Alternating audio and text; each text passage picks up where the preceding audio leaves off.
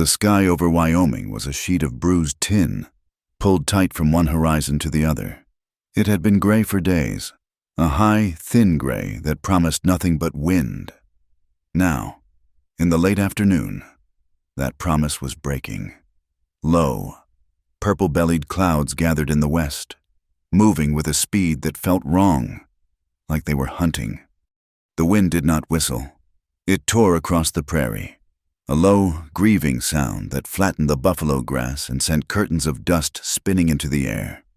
The world smelled of grit and dry sage, and underneath it all, the sharp, electric tang of ozone.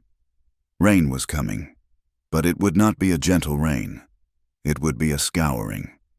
Clara Monroe ran. She ran with the stumbling, desperate gait of someone whose body had given up long before their mind. The thing she wore had once been a wedding dress. It was fine white silk, with seed pearls sewn into the bodice and lace at the cuffs, ordered from a catalog back east. Now, it was a ruin.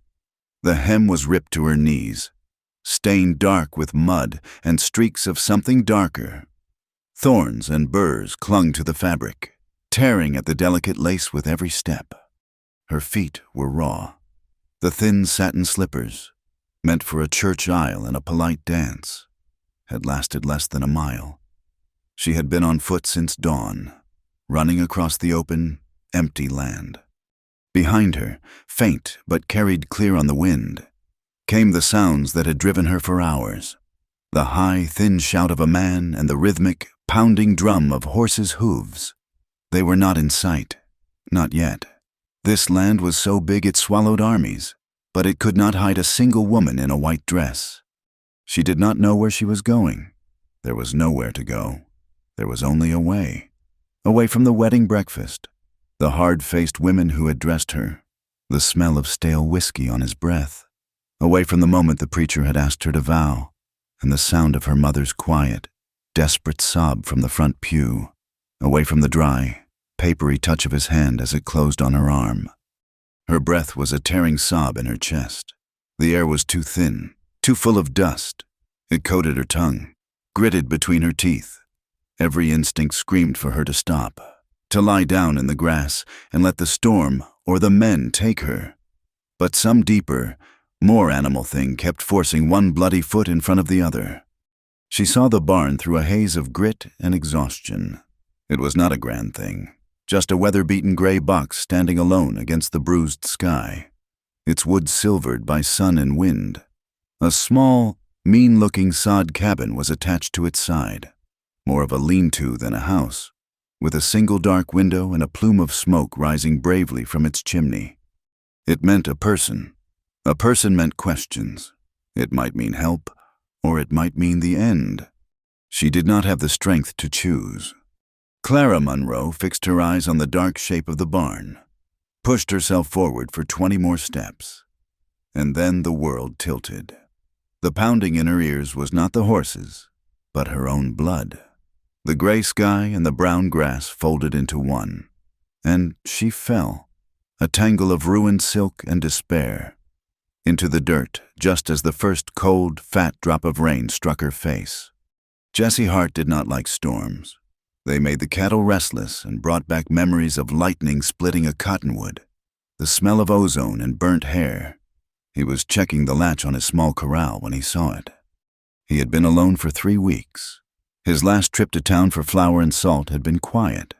The folks in Chugwater knew him. They knew he had killed a man in a duel 2 years prior. It had been a fair fight, over a card game and an accusation of cheating. But it had marked him. They called him quiet, but what they meant was dangerous. They left him be, and that was just how he liked it. He saw the white shape by his fence line and his hand, by instinct, dropped to the Colt holstered on his hip. He did not move for a full minute. It looked like a pile of rags, or maybe a sick calf, but the wind moved it, and it looked like lace. Wary, he walked toward it, his boots making no sound on the dusty ground.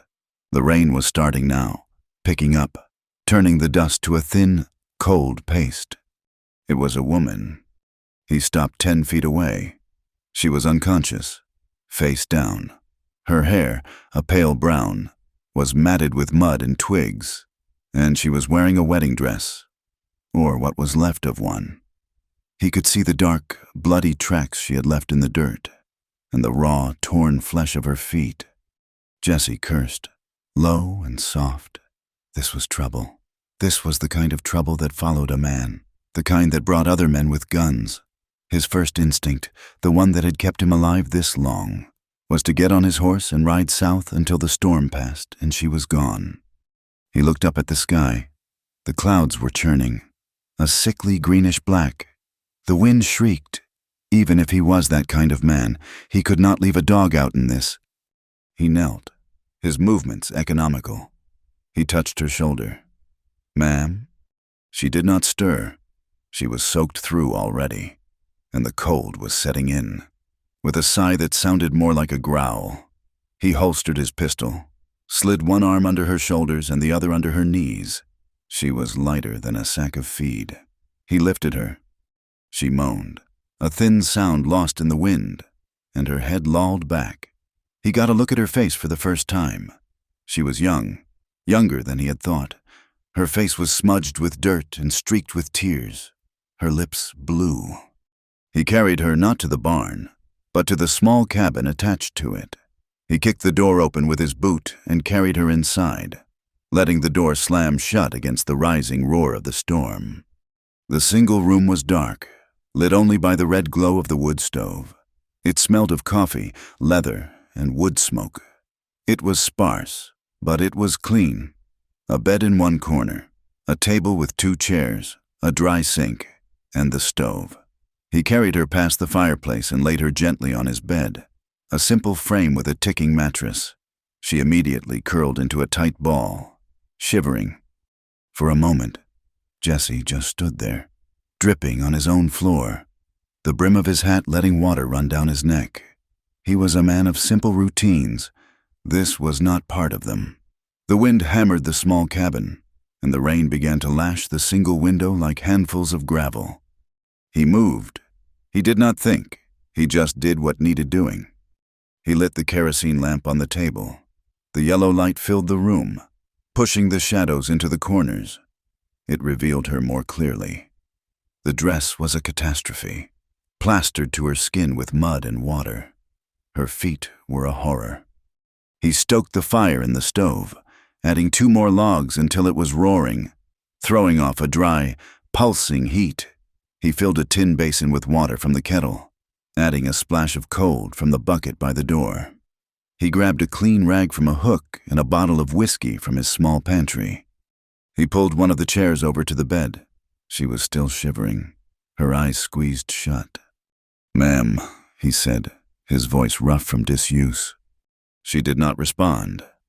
He hesitated. The dress had to come off. She would freeze to death in it. He looked at the high collar, the dozens of tiny pearl buttons running down her back. It was a lock he could not pick. He went to his trunk, pulled out his hunting knife, and returned to the bed. He touched her shoulder, more firmly this time. "Ma'am, I need to cut this dress. You will catch your death." Her eyes fluttered open. They were a pale, washed-out blue, wide with a terror so deep it left no room for anything else. She saw him, a big scarred man with a knife, and she tried to scream, but only a dry rasp came out. She scrambled backward on the cot, her ruined feet dragging, until her back hit the rough sod wall. "No," she whispered. "Please, do not." Jesse stopped. He held the knife up, then deliberately set it on the table, far from her. He held up his empty hands. "I am not going to hurt you," he said. The words felt strange in his mouth. "You are freezing. That dress is soaked. Your feet are bleeding." She watched him, her breathing fast and shallow. She was a cornered animal. "I will put these here," he said, his voice slow and even. He took a long wool shirt, one of his own, and a pair of thick wool socks from his trunk and set them on the end of the bed. "They are dry. I will turn my back. You change. Then I need to see to your feet, or you will lose them." He did not wait for an answer. He walked to the other side of the small room, his back to her, and stared at the rain lashing the window. He could hear her breathing, the small, pained sounds she made as she moved. He heard the wet, tearing sound of fabric as she struggled with the ruined dress. It seemed to go on for a long time. The only other sounds were the howl of the wind and the steady, violent drum of the rain on the sod roof. I am decent," she finally whispered. He turned. She was sitting on the edge of the bed, swallowed by his dark wool shirt. It hung to her knees, the sleeves rolled up a dozen times. Her bare legs were scratched and bruised. The ruined wedding dress lay in a pale, muddy heap on the floor. She was pale as milk, trembling so hard the cot shook. He said nothing. He picked up the basin of warm water, the rag, and the whiskey. He set them on the floor and knelt in front of her. She flinched, pulling her feet back. "This will hurt," he said simply, "but it has to be done." He took her left foot in his hand. His hands were calloused and hard, scarred from rope burns and breaking horses, but his touch was surprisingly steady. Her foot was small and delicate, or it had been.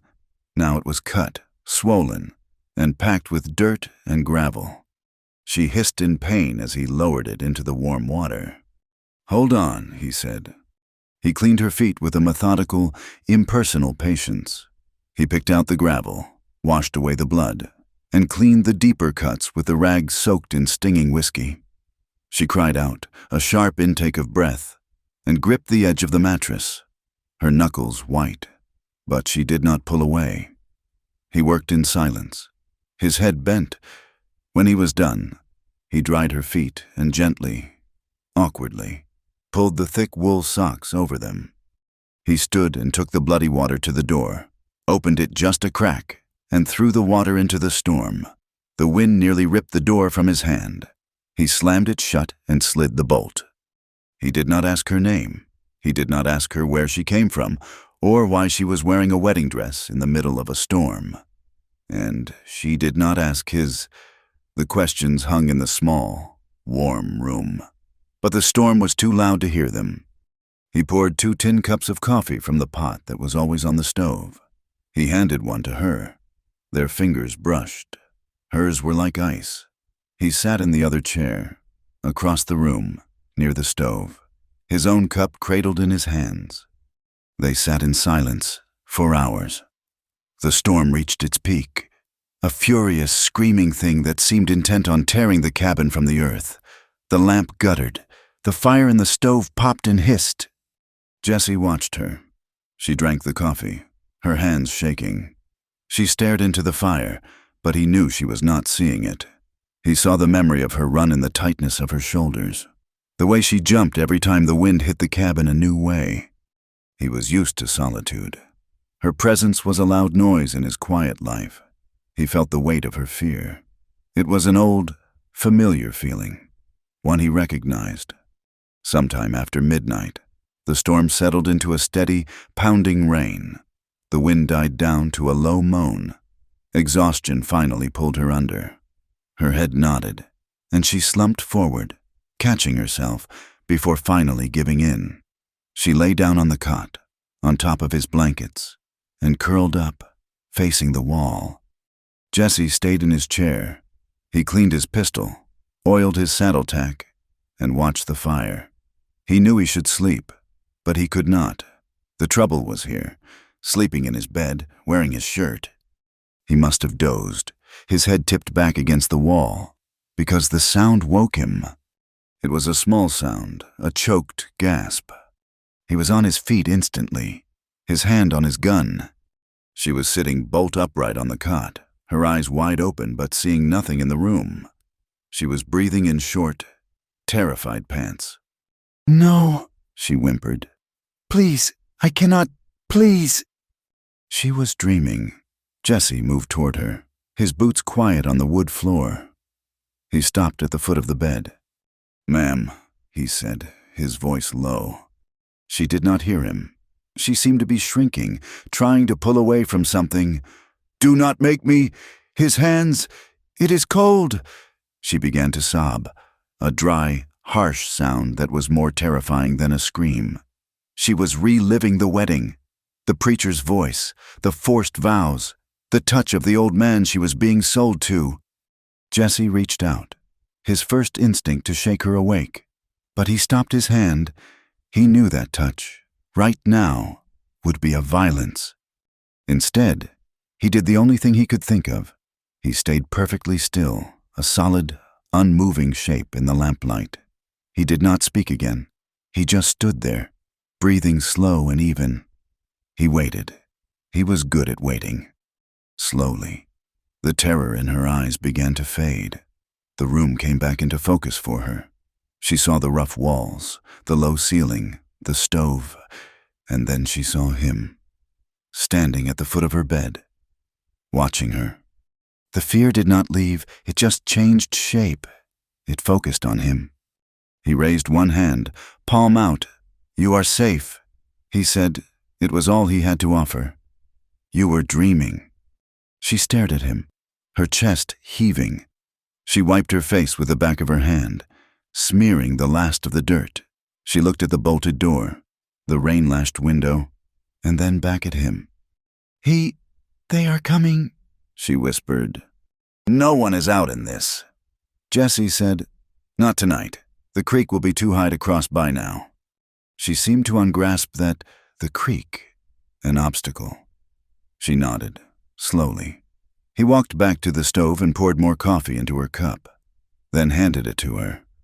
She took it, her hand still shaking but steadier now. He went back to his own chair. The silence returned.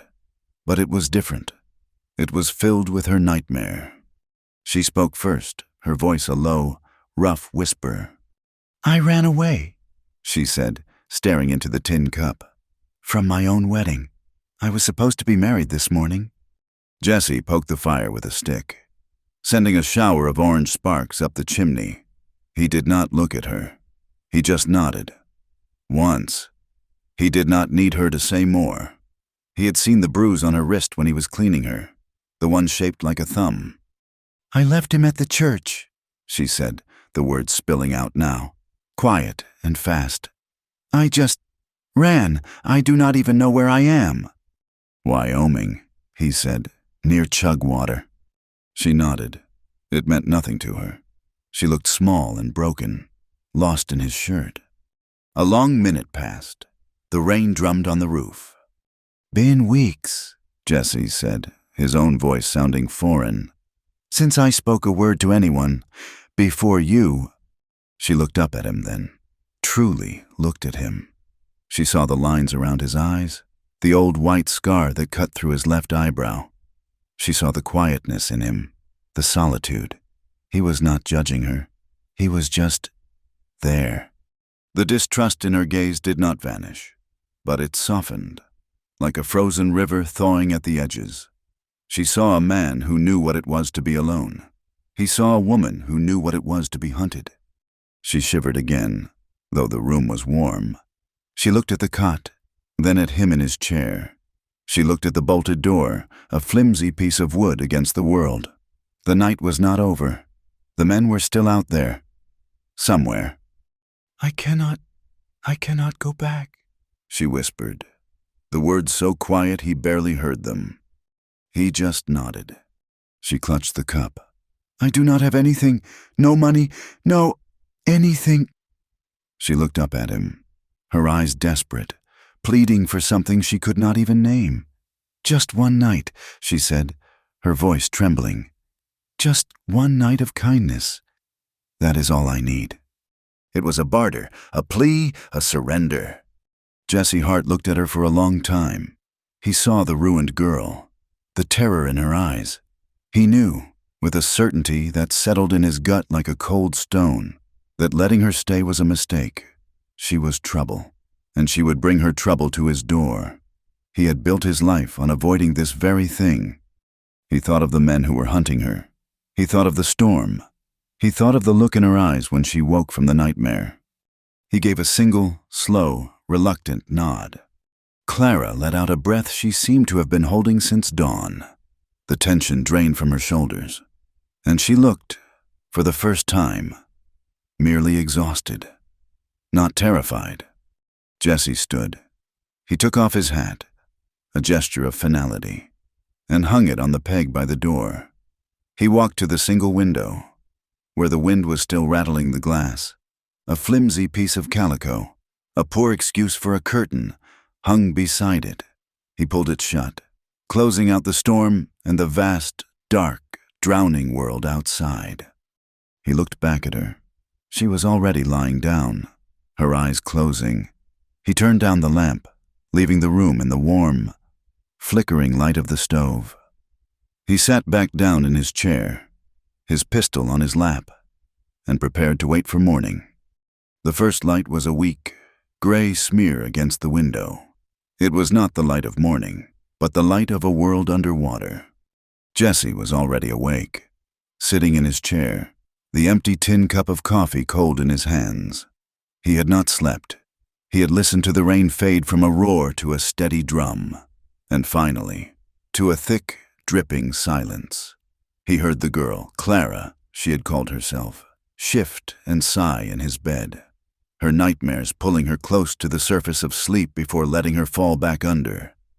Now, the only sound was the drip of water from the eaves and the distant, angry rumble of the creek. It was not a creek anymore. It was a river, wide and brown and full of teeth. Clara stirred as the gray light found her. She sat up slowly, her movements stiff. The wool shirt was rumpled, her hair a wild tangle of pale brown. She looked at Jesse in his chair, and the fear flashed back into her eyes, sharp and immediate. Then she remembered the storm, the cabin, the quiet. "Good morning," she whispered. Her voice was raw. Jesse just nodded. "The rain has passed." She swung her legs off the bed. The thick wool socks he had given her were soft on her bruised feet. She stood, wincing, and walked to the door. She did not ask permission. She had to see. She slid the bolt back, a heavy, oiled sound in the quiet room, and pulled the door open a crack. The air that hit her was cold and sharp, smelling of pine and rot and, overwhelmingly, of mud. The world was not a world. It was a brown, churning sea.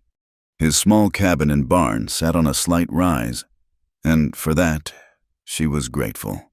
But the prairie beyond was gone. In its place was a vast, shallow lake of thick, red-brown mud, dotted with islands of sagebrush.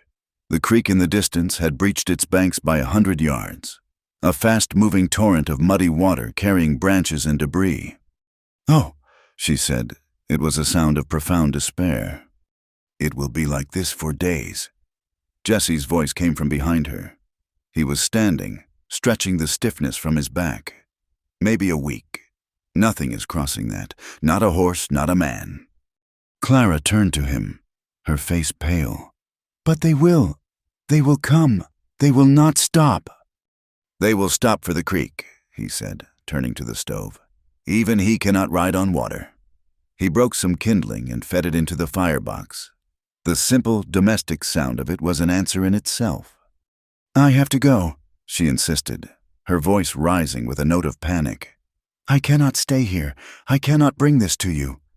Jesse looked at her, his eyes flat. "Go where, ma'am? You will sink to your knees before you get 50 yards. You will not survive. You said you needed one night. The world has given you more." He was not being kind. It was a statement of fact. She was trapped, not just by the men who hunted her, but by the land itself. She leaned her forehead against the rough wood of the doorframe, shutting her eyes.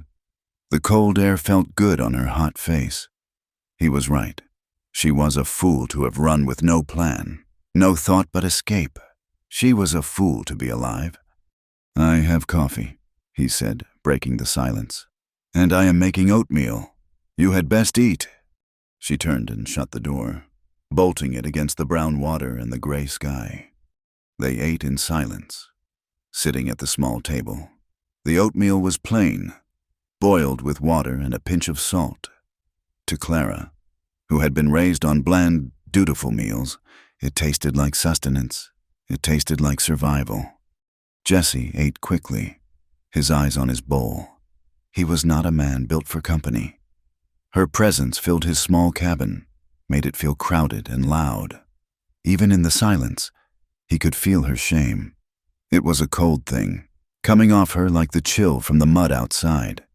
She ate with her head down, as if afraid he might snatch the food away. She held herself small, trying to take up as less space as possible. He finished first and took his bowl to the dry sink. He stood there for a long time, his back to her, looking out the small window over the sink. It faced the barn. The mud was everywhere. The sight of it, the smell of the wet, turned earth, pulled him backward. He was not in his cabin in 1880. He was on the high plains 2 years ago. The sun so bright it hurt his eyes. He was riding beside Ethan. Ethan, his younger brother, all of 19, with a laugh that was too loud and a face that had not yet learned how to be hard.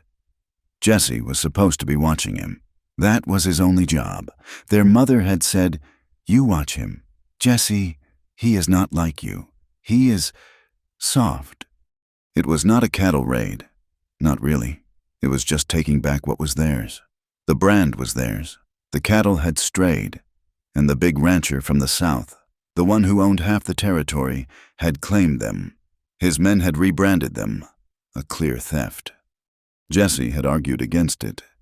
"It is not worth it. Ethan, let them go." "It is the principle," Ethan had said, his chin set in that stubborn way he had. "It is our herd, our father's brand." So Jesse had gone, because his only job was to watch him. There were only 3 of them, Jesse, Ethan, and 1 hired hand. There were 6 of the rancher's men. It was not a fight. It was an execution. Jesse saw it again, clear as the gray light in his kitchen. The dust, the men appearing on the ridge, black shapes against the sun. The first shot, a high-pitched crack. Jesse had reacted instantly, pulling his rifle, diving from his horse. He had yelled at Ethan to get down, to take cover. But Ethan, soft Ethan, had just sat there on his horse, confused, his hand halfway to his own pistol, his face a mask of disbelief. He had not believed they would actually shoot. The second shot had hit him square in the chest. It had lifted him up and backward, clean out of the saddle. He was dead before he hit the ground. Jesse had killed 2 of them. He had killed the man who fired the shot. And the man beside him? He had fought with a cold, precise rage that had shocked even himself. The hired hand had fled. The remaining men had retreated. Jesse had sat by his brother's body for 2 hours, the sun beating down. Until the dust settled, he had felt nothing, just a vast, hollow emptiness. He had failed his one job. His quietness, the thing people in town mistook for menace, was not quietness at all. It was this. It was the sound of that hollow place. He had buried Ethan. He had sold the rest of the cattle. And he had moved to this small, mean cabin on the edge of nowhere, where the only thing he had to protect was his own solitude. He flinched, a sudden, violent movement, as a spoon clattered into a tin bowl. He turned. Clara was staring at him, her hand half raised, her face pale with fright. "I am sorry," she whispered. I was just finishing." Jesse looked at her. Her eyes were that same pale blue as Ethan's. "It is nothing," he said, his voice rougher than he intended. He took her bowl from her hand and turned back to the sink. Clara sat at the table, her hands twisting in her lap. The silence he had left behind was worse than the one before. It was filled with his ghosts. She knew ghosts. She had plenty of her own.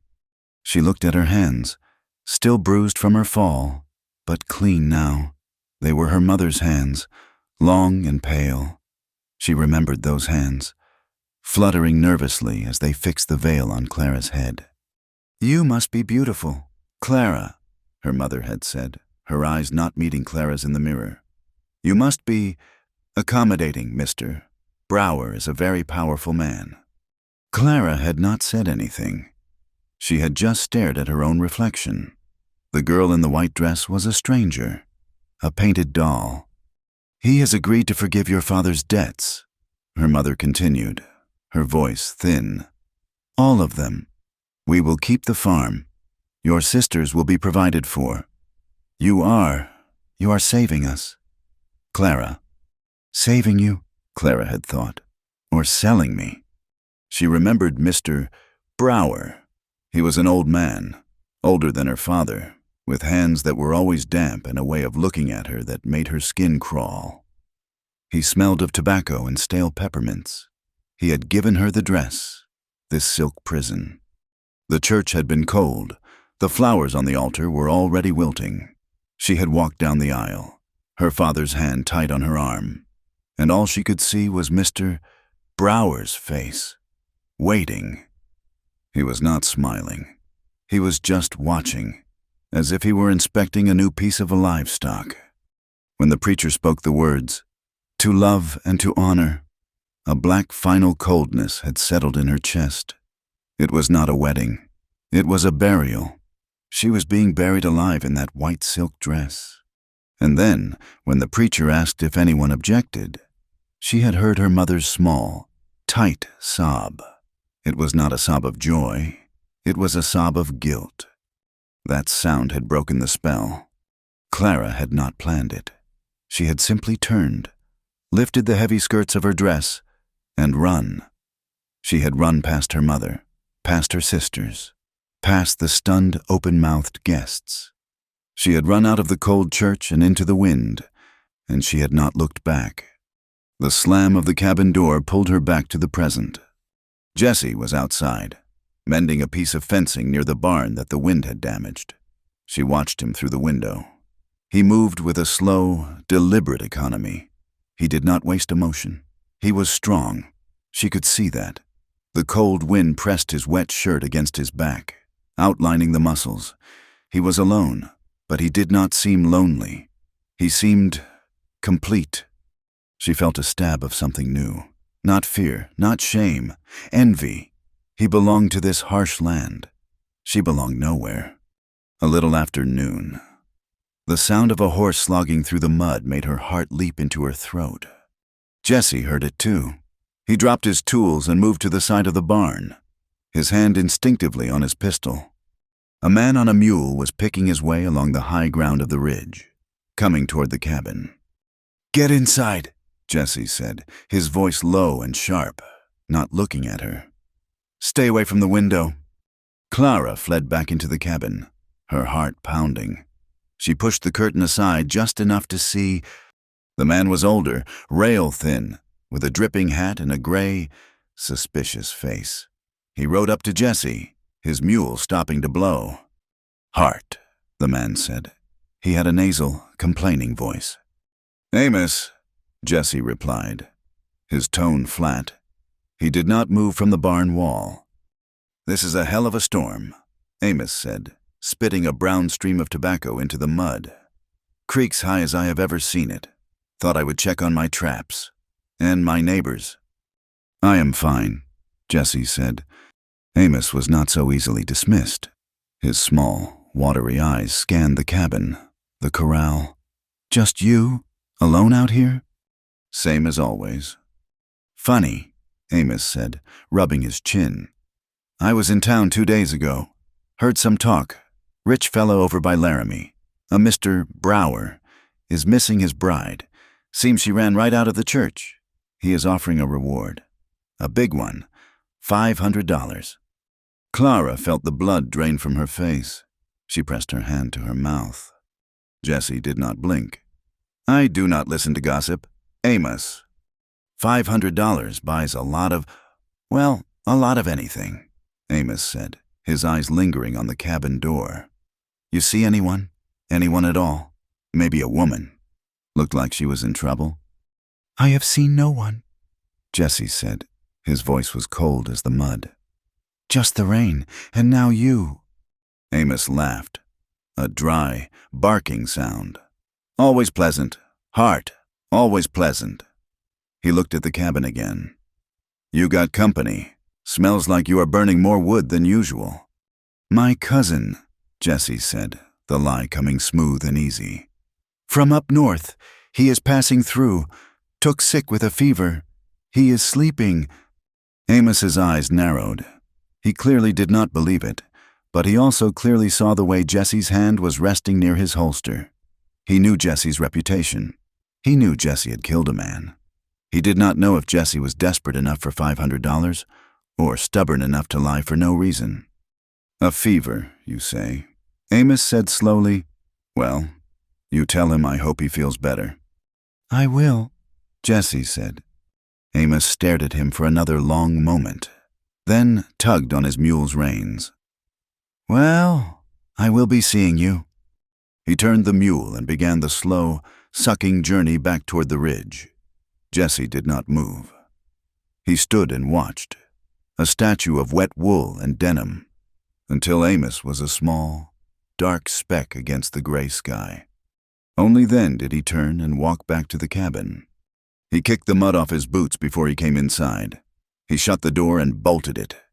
Clara was standing by the table, shaking. He knows I am here." "He suspects," Jesse corrected. He went to the stove and poured himself another cup of coffee. His hand was perfectly steady. He is nosy, and he is greedy, but he is also a coward. He will not come back, not alone. But he will tell someone. He will tell them. He might, when the creek goes down, which it will not, for days. He looked at her. "You are safe. For now." The rest of the day passed in a strained truce. The danger was no longer a vague threat from the horizon. It had a name, Amos, and a price, $500. As the light began to fade, turning the gray world to a deep, bruised purple, Jesse pulled on his slicker. "I need to feed the horses and the milk cow." "I will help," Clara said. It was not a request. She could not bear to sit in the cabin, trapped with her thoughts, for one more minute.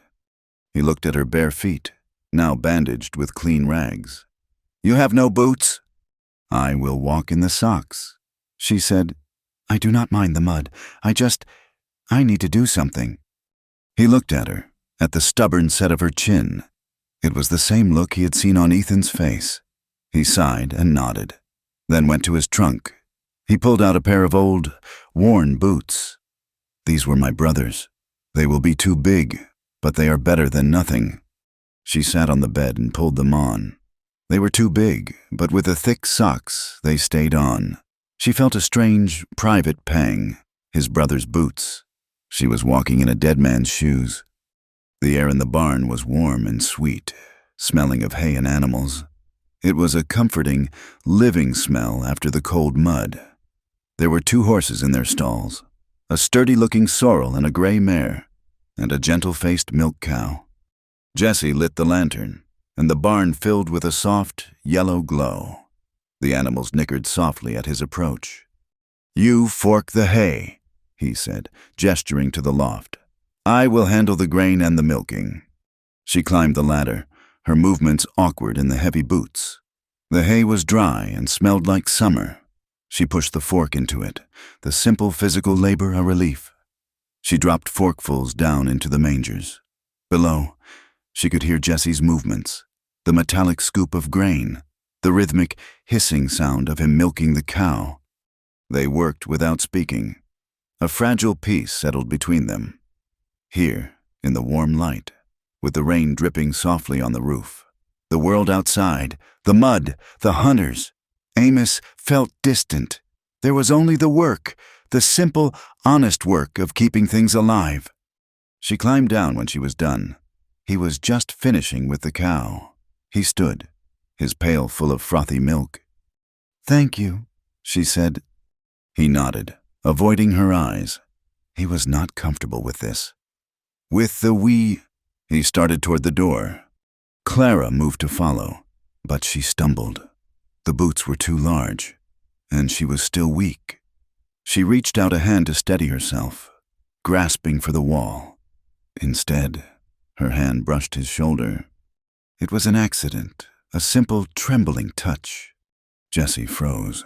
He went rigid, as if she had struck him. Through the thick wool of his shirt, She felt the hard muscle, but she also felt him flinch, a violent, inward pull.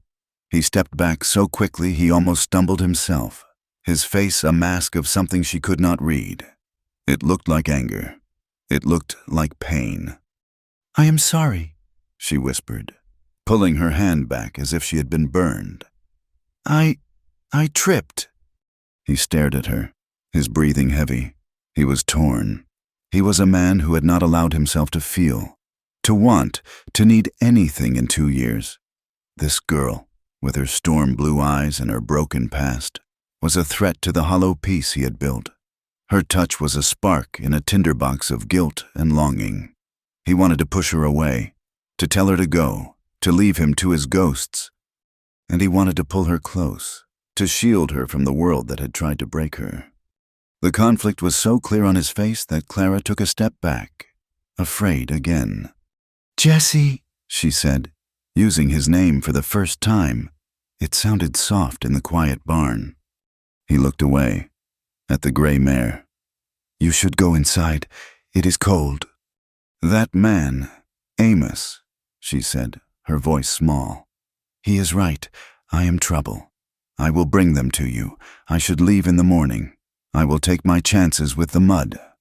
"You will die," he said, his voice flat. "Maybe that is better than—" She trailed off, not knowing how to finish. "Than bringing death to you." She looked at him, at this scarred, quiet man who had shown her a kindness she had not known existed. He had cleaned her feet. He had given her his bed. He had lied for her. "Maybe," she whispered, taking a small step toward him. "Maybe kindness does not have to end after one night." It was a question. It was a plea. It was more than he could handle. He turned, grabbed the lantern and the milk pail, and pushed open the barn door. "Go inside, Clara. It is dark." He did not wait for her. He strode through the mud, leaving her alone in the sudden blackness of the barn. She followed a moment later, finding her way by the light from the cabin window. She slipped inside, her heart aching. She had pushed too hard. She had mistaken his duty for something more. He did not speak to her. He strained the milk, his back to her. He set the table for a simple supper of bread and cold meat. They ate, and the silence was loud again, full of the touch he had rejected. That night she took the cot again. He did not argue. He sat in his chair, long after her breathing had evened out into sleep. Jesse Hart was still awake. He stood by the window, the curtain pulled back. The storm had passed entirely, and a sliver of moon had broken through the clouds. It cast a cold, pale light on the sea of mud. He turned and looked at her. She was sleeping, one hand curled by her face. The moonlight touched her hair, turning it to silver. In sleep, the terror left her. She looked young and innocent and unbroken. He felt a fierce, terrible ache in his chest. It was the desire to protect, the same instinct that had failed him with Ethan, and it was mixed with something else, a simple, human longing that he had buried 2 years ago. He was torn. He wanted her gone. He wanted her safe. He wanted, God help him, to touch her again. He turned back to the window, his hand clenched on the sill, and stared out at the cold, impassive moonlight, a man trapped between his ghosts and a new, living trouble. The mud took 3 days to crust over, 3 days of a gray, damp world. The cabin a small island of dry warmth. On the 4th day, a pale sun, thin as a wafer, finally broke through the high clouds. It did not warm the land, but it began to bake the mud, turning it from a red soup into a cracked, sticky clay. Life settled into a rhythm that neither of them had asked for. It was a rhythm of necessity. Clara woke first, stirring the fire in the stove from embers, putting the coffee on to boil. She would milk the cow, her hands soft and pale, learning the new, rough work, while Jesse checked his fences, his face turned toward the horizon. He was always watching the horizon. They did not speak of the night Amos had come. They did not speak of the future. They spoke of the work. "The fence post by the creek is loose," he would say. "I will need more wood for the stove," she would reply. She took over the cooking, simple meals of beans and cornbread, oatmeal in the morning. She used his few ingredients with a careful economy. She mended his clothes, her stitches small and neat, a skill from a different life that was suddenly useful. She even took Ethan's old boots to the barn and, with a strip of leather and Jessie's awl, fashioned a tighter lace, making them fit her better. She was earning her keep, and with the work, some of her color returned. One afternoon, while she was hanging his washed shirt on a line she had strung by the stove, she found herself humming a small, forgotten tune. She stopped, startled, her hand flying to her mouth. Jesse, who was cleaning his rifle at the table, looked up. His eyes met hers. A faint smile touched her lips. It was the first one he had seen. It was a fragile thing, like the pale sun, but it was there. It lit her face, chasing the shadows from her eyes, and Jesse felt something shift in his chest, a small, painful thaw. He looked away, back to his rifle. "The sun will hold," he said, his voice gruff. "But the mud is still deep in the flats." The smile faded, but the fear did not return in its place. Not right away. She just nodded and went back to her work. But the fear was always there. It lived in the silence with them. It was in the way she still flinched if he moved too quickly, the way she never, ever stood with her back to the door. And it was in the way he watched her, his face grim, his solitude broken by a responsibility he had never wanted. On the 5th day, the ground was hard enough to ride. "We are out of flour," he announced at breakfast. He did not look at her. "And salt, and coffee." Clara's hand tightened on her cup. "Town?" "Chug water," he confirmed. "I have to go." I will be fine," she said, trying to keep her voice steady. "Bolt the door after me," he said, standing. "Do not open it. For anyone. Not Amos. Not God himself. I will be back before nightfall." "Jesse," she said, stopping him at the door. He turned. "Be careful," she whispered. He looked at her for a long moment. He saw the genuine fear in her eyes, a fear for him, not just of him. He nodded once, pulled the brim of his hat low, and left. She bolted the door. The sound of the heavy wood sliding into place was a lonely, final sound. She spent the day in a fever of cleaning, scrubbing the floor, washing the windows, anything to keep her hands busy, but every gust of wind, every cry of a hawk, sent her heart leaping into her throat. Chugwater was just as he had left it, a handful of false front buildings, a livery, a saloon, and a general store, all huddled against the vast emptiness of the plains. The main street was a river of thick, drying mud, tracked by wagons and horses. Jesse tied his sorrel to the hitching post outside Henderson's Mercantile. He kept his head down, his manner quiet. He wanted to get his supplies and leave. He walked in, the bell above the door announcing his arrival. Mr. Henderson, a small man with wire-rimmed glasses, nodded at him, wary. "Hart, been a while. Storm treat you all right?" "It did," Jesse said, handing him the list. While Henderson gathered the flour and salt, Jesse stood by the cold, pot-bellied stove. Two cattlemen, their hats stained with sweat, were talking by the counter. $500, one of them said, his voice low but carrying in the small store. "That is what I heard. 500, cash." "For a runaway?" the other scoffed. "Seems high." "Not just any runaway.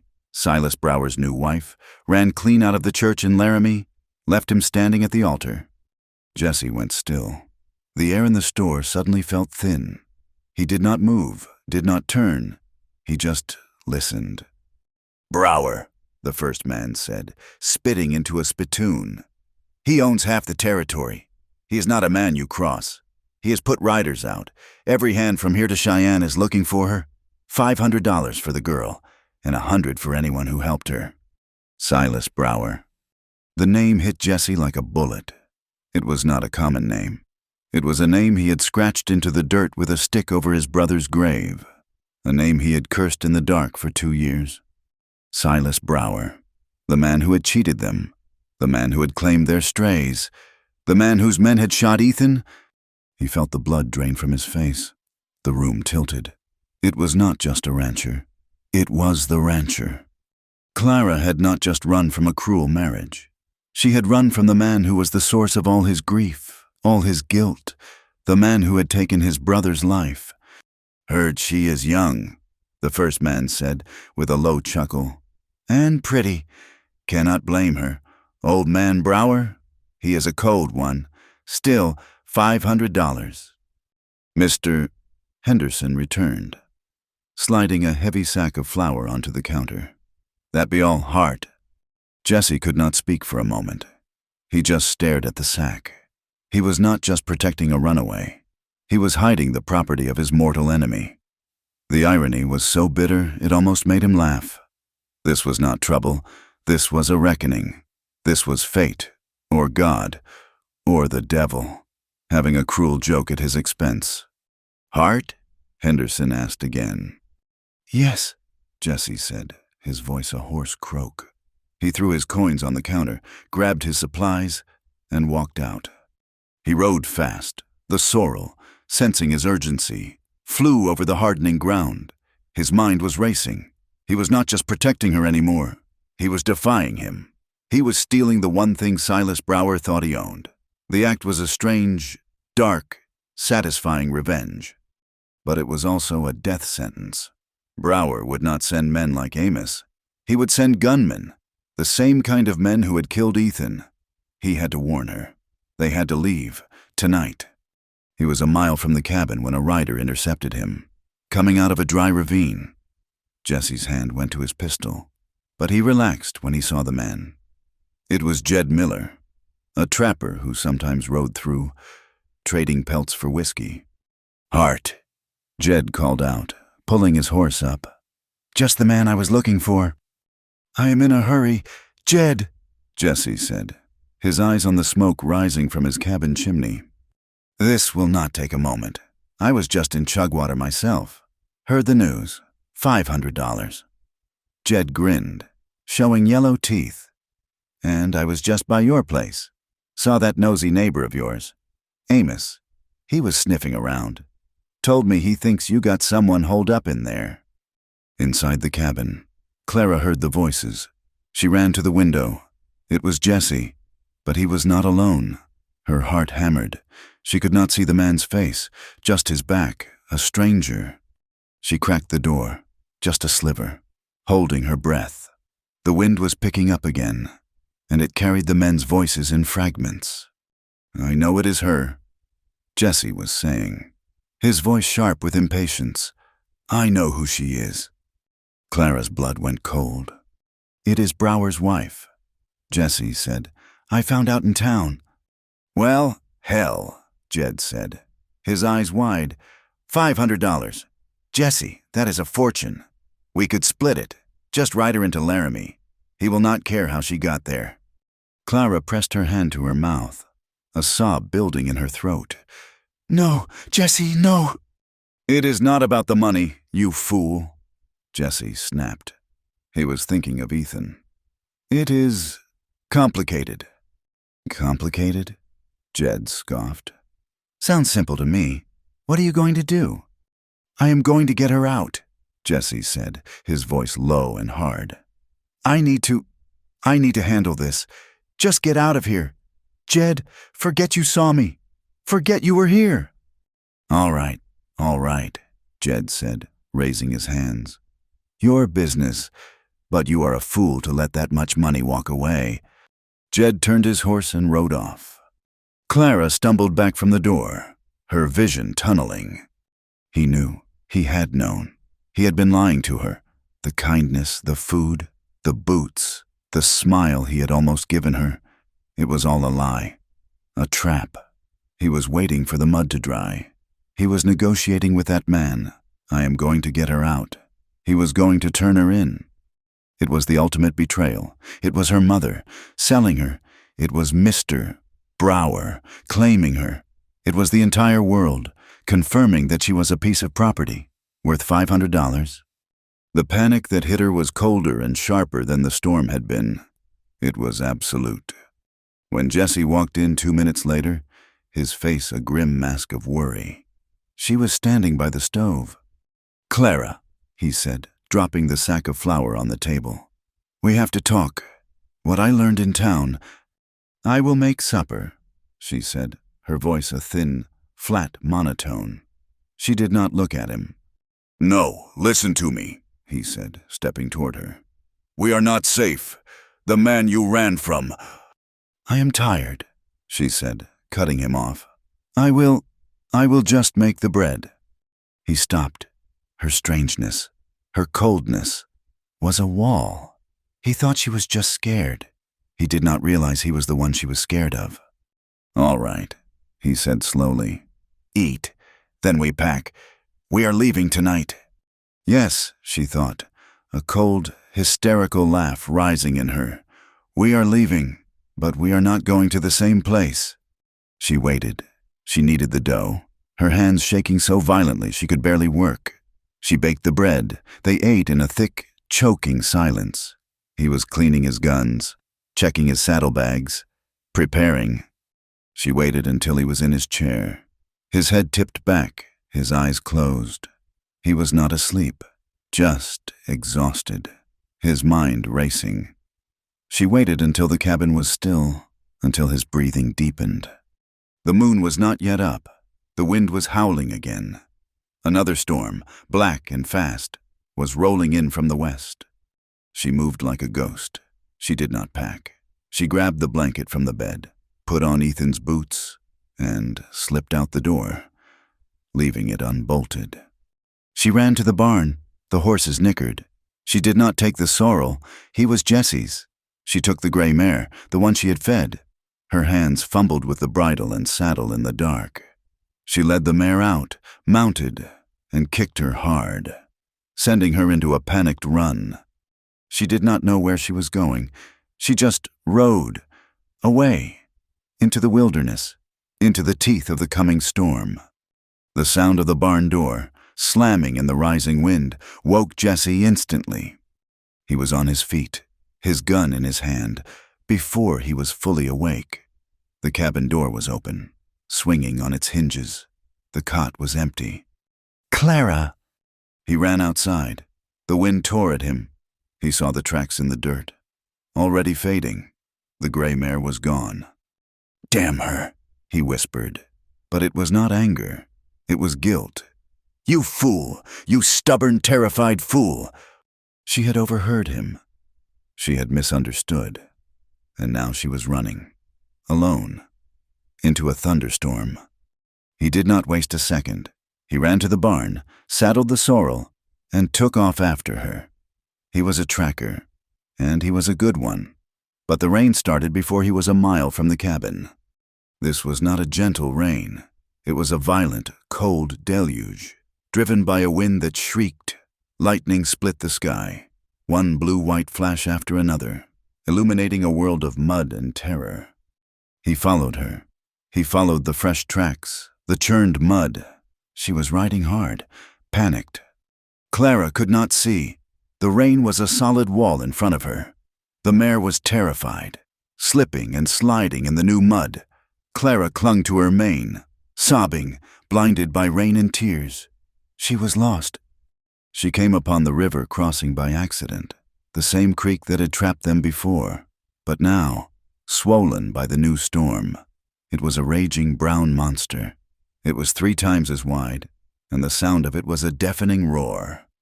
The mare reared, screaming, refusing to go near the water. "We have to!" Clara cried, kicking the horse. "We have to cross!"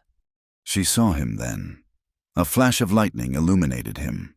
A dark rider on a dark horse, coming up fast behind her. It was Jesse. "No!" she screamed. She thought he was coming to capture her. She yanked the mare's head, forcing her toward the water. "Go! Go!" The horse plunged in. The current seized them immediately. The mare lost her footing, her head going under. Clara was thrown. The water was so cold it stole her breath. It was a solid, moving force, full of debris. She was tumbling, her wool shirt and heavy boots dragging her down. She saw a branch, grabbed it, but it was rotten and snapped in her hand. She was drowning. Jesse did not even slow down. He rode his sorrel to the bank, leaped from the saddle, and dove into the black, churning water. He was a strong swimmer, but the current was brutal. He saw her head bob up. 10 yards downstream, he swam, fighting the water, his arms aching, his lungs burning. "Clara!" he roared, but the storm stole his voice.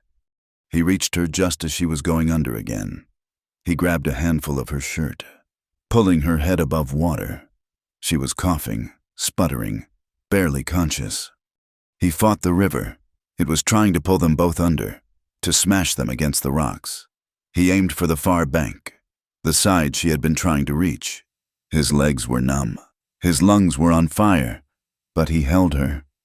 He felt the mud of the bank under his feet, and he used his last ounce of strength to haul them both out of the water. They collapsed on the slick clay, a tangle of soaked limbs, gasping, shivering. They were alive. They were on the wrong side of the river, trapped. The rain hammered them. Lightning flashed, turning the scene blue-white. Clara pushed herself up on her elbows. She was shaking so hard her teeth rattled. She looked at him, and her fear was gone, replaced by a raw, burning fury. "Liar!" she screamed over the wind. "You came to drag me back, to sell me!"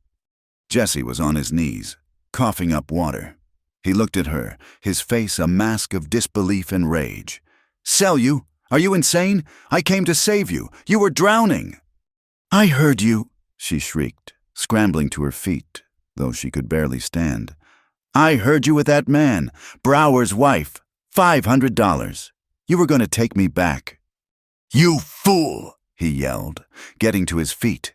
He grabbed her by the shoulders, his grip like iron. "You stubborn, terrified fool! I was not going to sell you. You lied to me. I was coming to warn you," he roared, the sound ripping from his throat, raw with guilt and fury. "Do you have any idea who Silas Brower is? He is the man I was forced to marry. He is the man who got my brother killed." The words, shouted into the storm, hung in the air, louder than the thunder. Clara froze. The fight drained out of her, replaced by a cold, stunned shock. "What?" His men shot Ethan, my brother, over cattle Brower stole from us. I found out in town. I was coming to tell you. I was coming to get you out, to get you safe, before he sends his gunmen, the same men who—" His voice broke. The rage collapsed, leaving only the raw, agonizing grief he had carried for 2 years. He let go of her, his hands falling to his sides. He was shaking, but not from the cold. I thought," Clara whispered, her body trembling. "I thought you were like all the others. I thought the kindness. I thought it was a lie to get the money." "I do not want his money," Jesse said, his voice hollow. "I want him dead, but I did not. He looked at her pale, soaked face, her eyes wide with his confession. "You nearly died. You ran from me, and you nearly died." "I was so scared," she sobbed, the tears mixing with the rain on her face. "Jesse, I was so scared. I cannot go back to him. I would rather drown." He stood there, the rain lashing them, the thunder cracking overhead. He saw her, not as trouble, not as Brower's wife, but as just Clara, broken, terrified, and so fiercely, stubbornly alive. All the loneliness of his life, all the guilt, all the longing he had pushed down, it all rose up in him at once. He stepped toward her. He did not say anything. He put his cold, shaking hands on her face. She did not flinch. She leaned into his touch, her eyes closing. The world was roaring around them, a chaos of wind and water and lightning. But in that one small space, there was only them. He bent his head, and he kissed her. It was not a gentle kiss. It was desperate. It was cold lips on cold lips. It was the taste of rain and mud and fear. It was two people, broken by the same man, clinging to each other on the edge of a flooded river. It was a raw, hopeless confession, a rebellion against the storm, against the world. It was the only thing that made sense. He pulled her against him, and she wrapped her arms around his neck, holding on as if he were the only solid thing left on earth, while the storm raged around them. The kiss broke, but they did not pull apart. They stood forehead to forehead, shaking, the cold river water streaming from their clothes, the rain hammering them like fists. The reality of their situation was a cold, iron weight. They were on the wrong side of a flooded river, soaked to the bone, with the storm still raging and hunters somewhere in the dark. My horse!" Clara stammered, her teeth chattering so hard she could barely speak. "The mare—" "She is gone," Jesse said, his voice a low rasp. He looked back at the churning black water, washed away. He lifted his head and put 2 fingers to his mouth, letting out a sharp, piercing whistle that cut through the wind. Clara looked at him, confused. He whistled again, louder. Across the river, a dark shape moved. His sorrel, who had been scrambling in terror on the bank they had left, whinnied, a high, panicked sound. "Come on, boy!" Jesse yelled, his voice raw. "Come on!" He whistled again. The horse plunged into the water. It was a terrible, desperate sight. The big animal fought the current, its head held high, its eyes wide with fright. The river tried to take it, to spin it, but the sorrel was strong. It found footing, lost it, and finally, with a last, lunging surge, it scrambled up the muddy bank beside them, slick and trembling, its sides heaving. Jesse grabbed the reins, his voice low and soothing. "Good boy, good boy." He turned to Clara. "There is a place, an old line cabin. Not far, we can ride." He mounted, then reached down and pulled her up behind him. She was so cold she could barely hold on. She wrapped her arms around his waist, pressing her face against his back. He was solid. He was real. His shirt was torn from a branch in the river, the muscle of his back exposed. But he did not seem to feel the cold. He just felt like an anchor. He spurred the sorrel into the woods, away from the roaring river, climbing into the high, pine-choked hills. The world was a chaos of wind, lashing rain, and the blue-white flashes of lightning. They found the cabin an hour later, more by Jesse's memory than by sight. It was a dark, sagging shape in a small clearing, barely more than a shed. But it had 4 walls and a roof. Jesse slid from the horse and helped Clara down. Her legs buckled, and he caught her, half carrying her to the door. It was stuck. He put his shoulder to it and shoved. The rotten wood gave way with a groan. Inside, it was black and cold, smelling of damp earth, old fires, and pack rats. "Stay here," he said, easing her down to sit against the wall. He went back out, unsaddled the exhausted sorrel, and led him into the small, leaning shed attached to the cabin, giving him the last of the grain from his saddlebag. He returned with the saddlebags and his rifle. He found a candle stub on the rough table and lit it with his flint and steel. The small, flickering light revealed the room, a single, bare space, a rusted, broken stove, a wooden bunk built into the wall with no mattress, and, blessedly, a small stack of dry wood left by some long-gone cowboy. In minutes, he had a small, smoky fire crackling in the fireplace.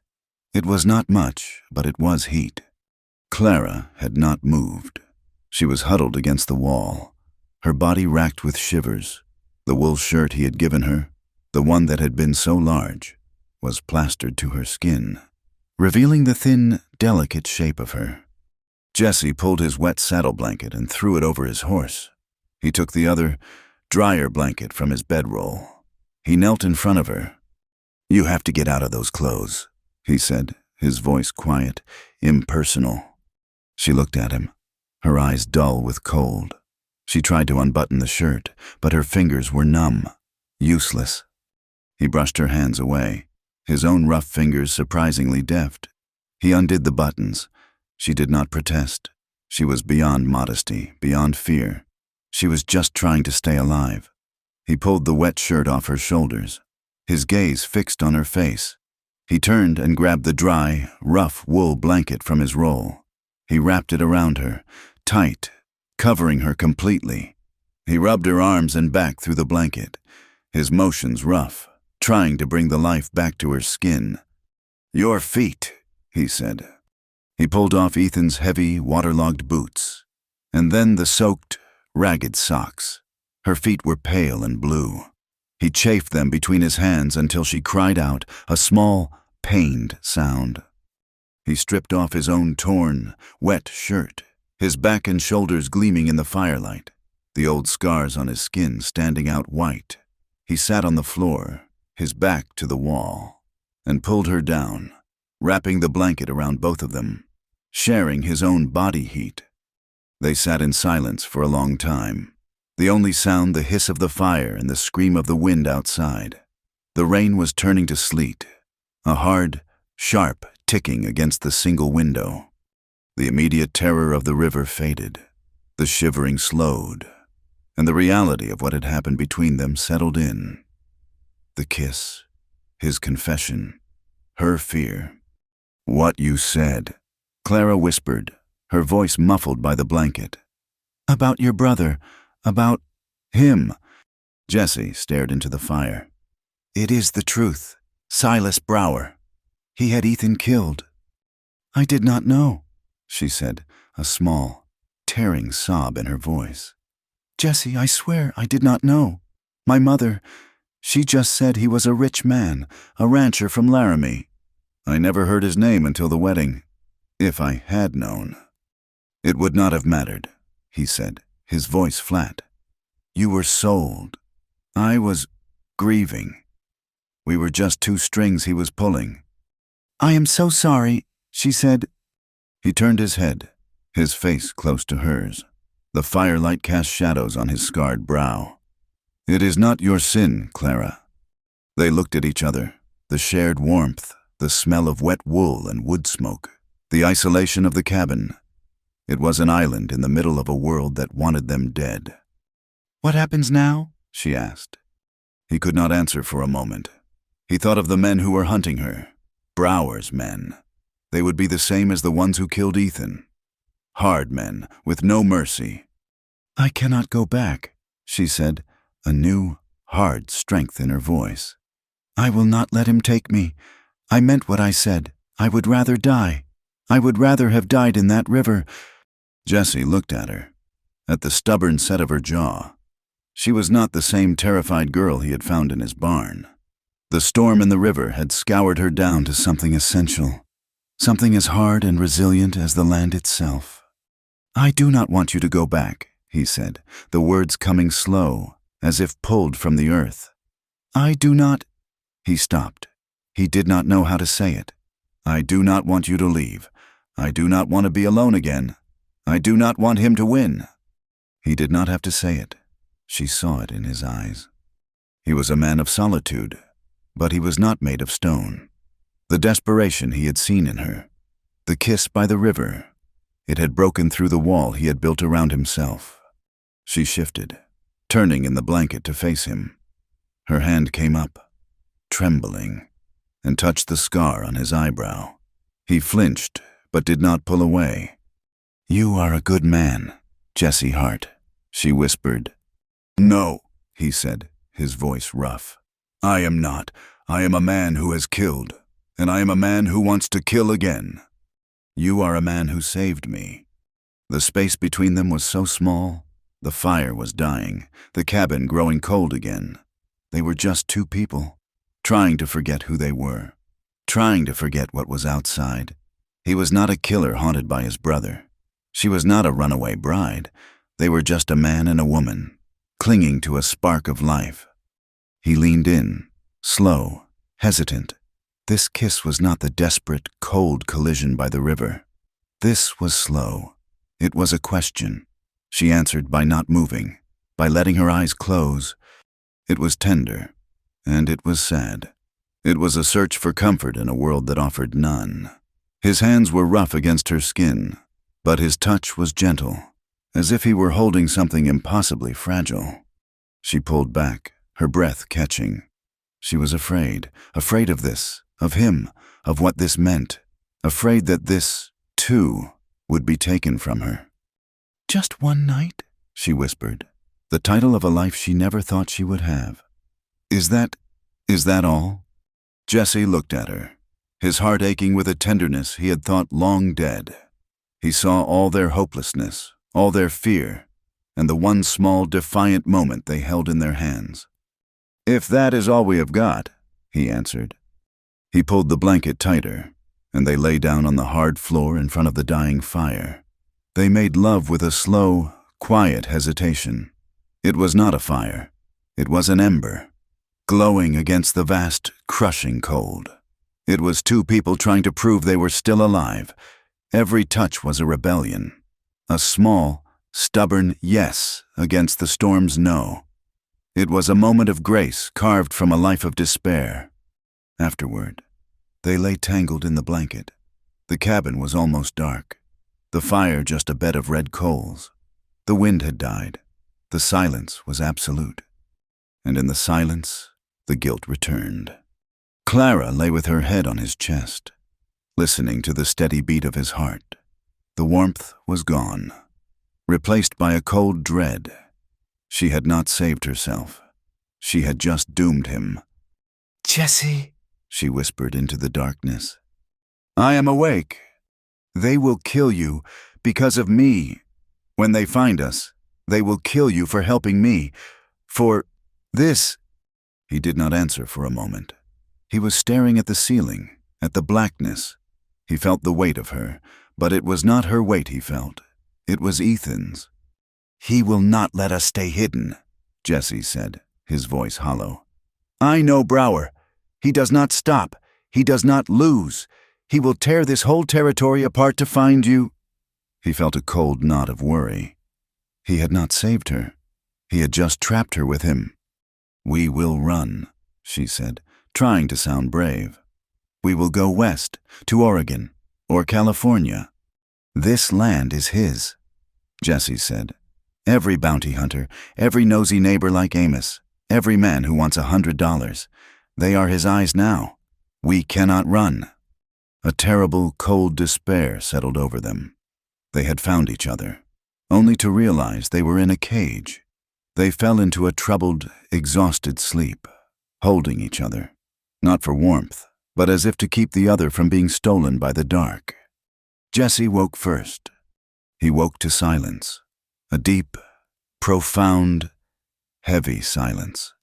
The storm was over, and the cabin was cold, colder than it should have been. He sat up, careful not to wake Clara. He looked at the small, grime-caked window. It was not dark. It was glowing with a pale, flat white. He stood, pulling the blanket tight around his waist, and walked to the window. He scraped the frost off with his fingernail. The world was gone. The rain and sleet, in the high country, in the deep cold of the night, had turned to snow. A thick, wet, heavy snow. It clung to the pines, bending their branches. It covered the ground in a smooth, unmarked sheet, a foot deep. It was beautiful, and it was terrible. "What is it?" Clara's voice was small from the floor. She sat up, clutching the blanket to her chest. "Snow," he said. She scrambled to her feet and came to stand beside him. It is a fresh page," Jesse said, his voice grim. "It is beautiful," she whispered, her breath fogging the glass. Maybe it will hide our tracks. Maybe it will stop them." Jesse was not looking at the snow. He was looking at the line of trees at the edge of the clearing. No, he said, his voice flat and dead. What? It did not stop them. He pointed. There, in the perfect, clean snow, was a line of tracks. Not theirs, a single horse. It had come from the east, passed within 50 yards of the cabin, and continued west. The tracks were fresh. They had been made after the snow had stopped. A scout, Jesse said. He is looking for us. He is following the river. But he passed us, Clara said, hope rising. He did not see us. He will, Jesse said, pulling away from the window, his movement sudden and sharp. He will find the river crossing. He will see where the horses went in. He will see where we came out. He will circle back. The panic was back, cold and sharp. What do we do? Jesse was already pulling on his damp, cold clothes. We have one horse, the sorrel. He is fast. You ride west, hard. Follow this man's tracks, then cut south. Get to the high timber. Hide. He was grabbing his rifle, checking the action. You? Clara said, her voice shaking as she pulled on her own still damp clothes and boots. What about you? I will lead them south, he said, his voice a flat command. He was not looking at her. I will leave a clear trail. They will follow me. She stopped, her hands frozen on the buttons of the shirt. She understood. He was going to die. He was trading his life for hers. He was atoning for Ethan. No, she said. Clara, this is not a discussion. I am not asking. I am telling you, go, now. He grabbed her arm, his grip hard, pulling her toward the door. She ripped her arm from his grasp. No! Her voice was not a plea. It was a command, as hard as his own. He stopped, stunned. I am not running, she said, planting her feet. I am tired of running. You do not understand, he hissed, his face close to hers, his eyes blazing with a desperate, furious energy. These are not just men. They are killers. They will not be gentle. And you are one man, she cried, her own voice rising to match his. One man with one rifle. I will not leave you. I am not trading your life for mine. She took a deep, shuddering breath. I will not be the reason another Hart brother dies. The words hit him like a physical blow. He stumbled back, all the fight, all the false, sacrificial anger, draining out of him. He stared at her. She was not the girl he had found. She was a woman, his equal, and she was as stubborn as he was. She would not let him die alone. A sound, distant but clear in the cold, silent air, the nicker of a horse, then another. The scout was coming back, and he was not alone. The argument was over. Jesse turned from her, the look on his face a mix of grim despair and a strange, fierce pride. He picked up his rifle. He walked to the small table and pulled the box of cartridges from his saddlebag. He began to load the rifle, his hands steady, his motions economical. Click, clack. The sound of the lever action was loud in the small, cold cabin. Clara came and stood beside him. She was trembling from head to foot, but she did not cry. She did not run. She put her hand on his, her cold fingers covering his on the rifle stock. He stopped loading. He looked down at her hand. Then he slowly, deliberately, covered her hand with his own. He gave it one, hard, brief squeeze. It was an acknowledgement, a promise, an acceptance. He did not look at her. He could not. His eyes were on the window, on the white, silent trees beyond. He finished loading the rifle. Stay low, he said, his voice quiet, and stay away from the door. The first sound was not a shout. It was the soft, muffled crunch of a boot on fresh snow. Jesse heard it, and his entire body went rigid. He held his breath. Clara's hand, still clutching his, tightened until her nails dug into his skin. He did not feel it. The sound came again, from the other side of the cabin, then a third, near the shed. They were here. They were surrounding them. The silence stretched, thin and brittle. It was a cold, white world, holding its breath. Clara could hear her own heart, a terrified drum against her ribs. Then a voice, sharp and cold, cut the morning air. "Heart, we know you are in there. We tracked the horse, send out the girl, and we will let you live." Jesse did not move. He kept his eyes on the window, his rifle steady. He was breathing slow and shallow, conserving his strength. "You have 1 minute, Heart," the voice yelled. "Then we burn you out." Jesse knew it was not an idle threat. A cabin this old, this dry, would go up like a torch. He looked at Clara. Her face was chalk white, her eyes wide with terror. But she was not crying. She was just watching him. He saw a shadow move between 2 pines, a man in a long coat, his rifle up. Jesse squeezed the trigger.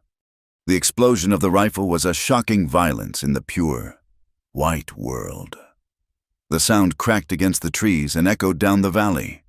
The man in the coat cried out, a high, thin sound, and fell face first into the snow. He did not move again. All at once, the world erupted. Gunfire exploded from 3 sides. Bullets tore through the thin, rotten wood of the cabin walls, ripping holes in the silence. Splinters of wood flew through the air. A bullet struck the rusted stove, and the sound of the ricochet was a high-pitched scream. "Get down!" Jesse yelled, pulling Clara flat to the floor. "Stay away from the walls!" He crawled on his belly to the other side of the room, to a crack in the chinking. He raised his rifle, waited, and fired. Another yell, this one of pain and anger. He was a good shot. He was one man, but he was fighting on his own ground, small and defensible. And he was fighting with a cold, clear rage that had been buried for 2 years. He was not just fighting for Clara. He was fighting for Ethan. Clara lay pressed to the dirt floor, her face buried in her arms. With every shot, she flinched, a small, involuntary prayer leaving her lips. The air smelled of sulfur and old dust.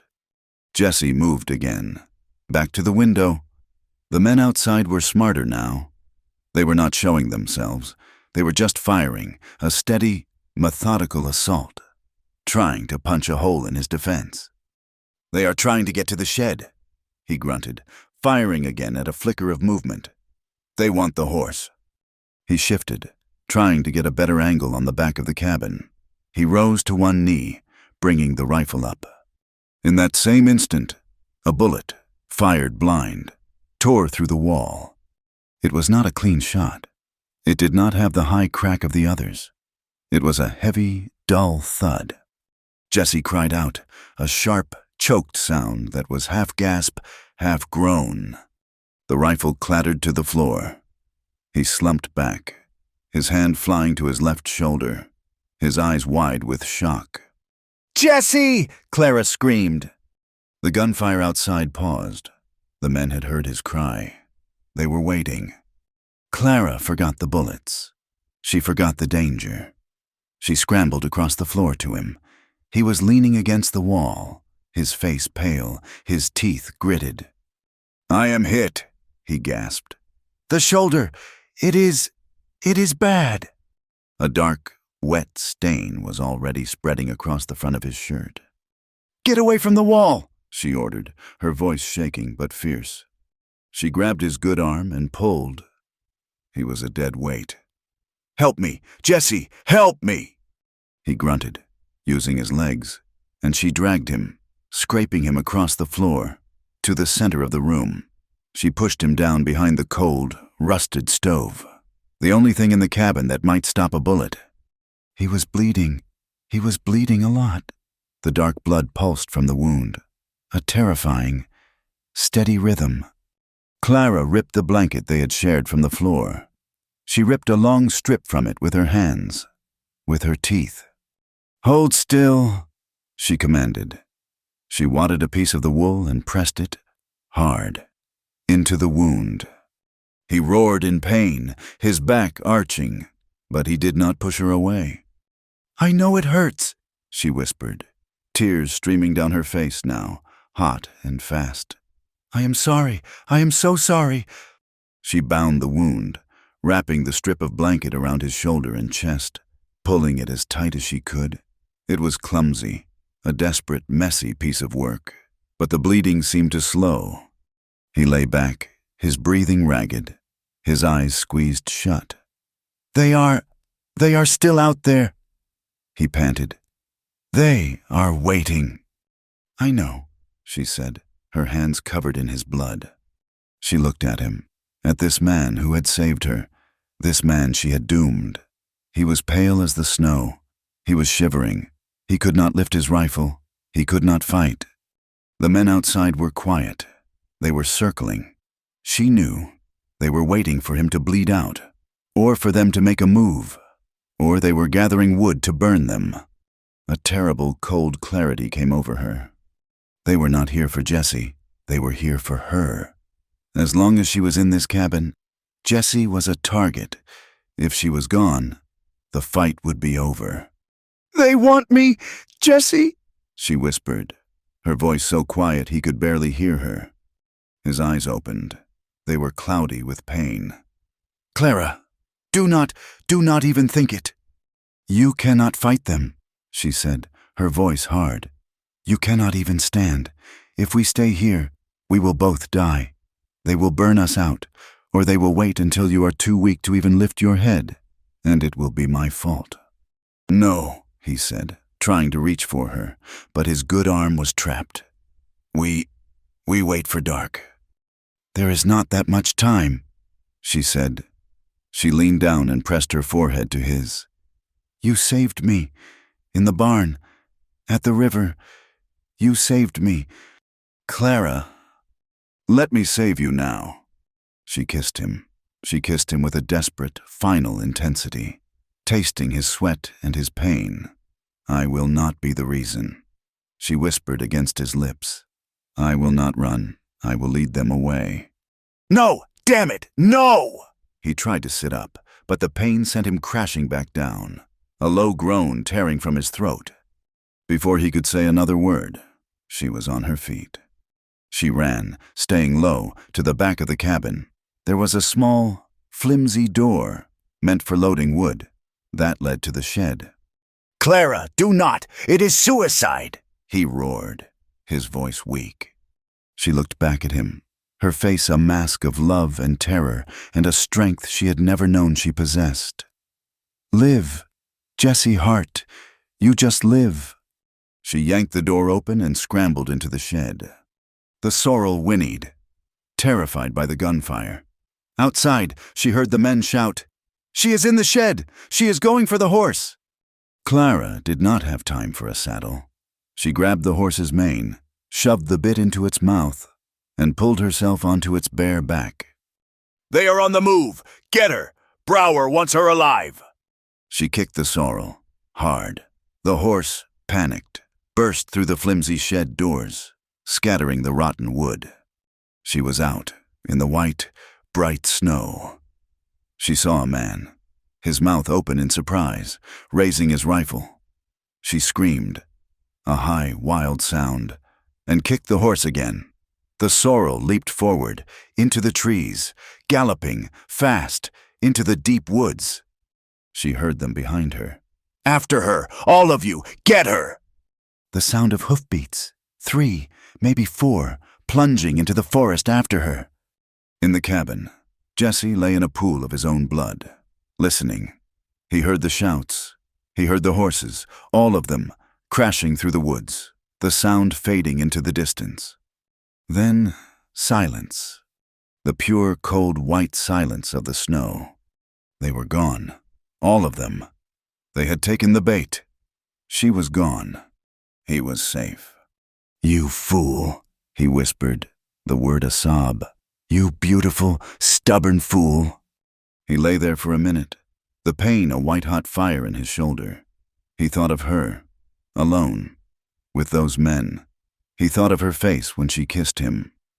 He thought of Ethan, lying dead in the sun. He had failed his brother. He would not fail her. with a roar that was pure agony. Jesse pushed himself up the wall, using his good arm. The world spun, gray and black, but he did not fall. He grabbed his rifle. He staggered to the door. The man he had shot first was lying in the snow, his rifle beside him, near the trees. A horse was tied, the man's mount, forgotten in the chase. Jesse stumbled through the snow, the world tilting. The blood was running down his side, hot, then cold. He reached the horse, pulled himself into the saddle. He did not know how. The pain was a living thing. He looked at the tracks in the snow, a chaos of churning snow, all heading west. He kicked the horse and rode after them. The chase was a nightmare. Clara clung to the sorrel's back, her legs burning, her hands raw. The horse was fast, the fastest of them all, and it knew this land. She gave it its head, letting it run, praying it would not fall. She pushed it through deep snowdrifts, over fallen logs, and across frozen creeks. The ice cracked under the horse's weight, the freezing water splashing her legs. But she did not slow. She could hear them behind her. They were fanned out, calling to each other. A shot rang out, and the bullet whined past her ear, close enough to feel the wind of it. They were not trying to kill her. They were trying to stop the horse. She rode with a blind, animal panic. Jesse followed. He was far behind, his vision blurring.